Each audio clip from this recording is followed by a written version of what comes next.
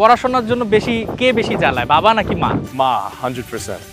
ছোটবেলায় যখন ফুটবল খেলতেন, ফুটবল খেলার জন্য পড়াশোনার কোনো সমস্যা হয়েছে কিনা, রেজাল্ট খারাপ হয়েছে কিনা, বকা শুনতে হতো কখনো?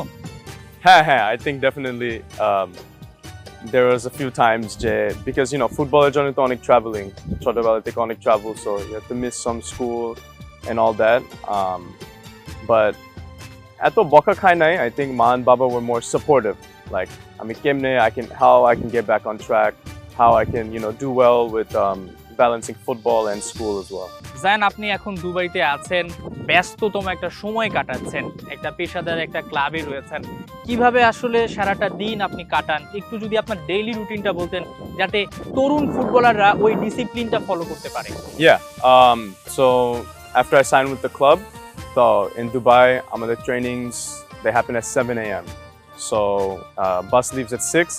So like I have to wake up before that, ready হয়ে যায়, তারপরে ট্রেনিং এ যাই from like 7 to like 9:30, তারপরে হোটেলে ব্যাক করি সকাল 10টার সময়।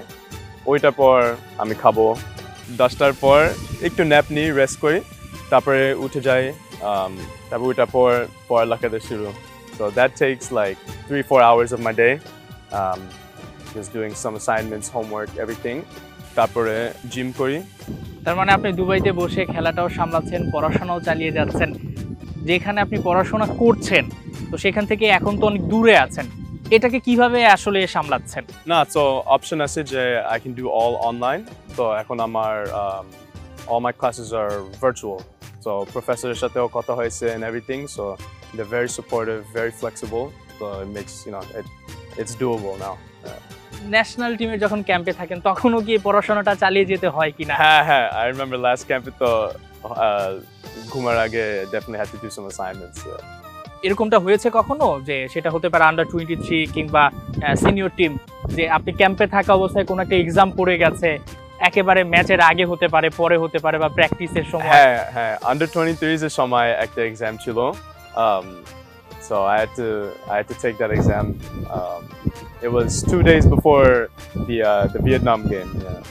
এই যে আপনি পড়াশোনাও চালিয়ে যাচ্ছেন, আপনার ক্যাম্পে গেলেও আপনি এক্সাম দিচ্ছেন, অনলাইনে ক্লাস করছেন, এই যে ডিসিপ্লিনের যে ব্যাপারটা, সময়গুলোকে মেনটেন করা, এটা তো বাবা মার মাধ্যমেই হয়েছে।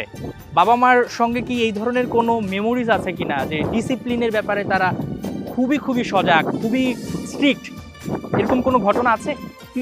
Not anything in particular, but just always like ছোটবেলা থেকে Baba is very like on time always with everything. So ছোটবেলা থেকে he would if I'm late to anything or wake up a little later, and then he would get he'd be like, come on, let's go, because he's always on time. So yeah, and Ma and Baba both ছোটবেলা থেকে ওই ডিসিপ্লিনটা শিখাইছে.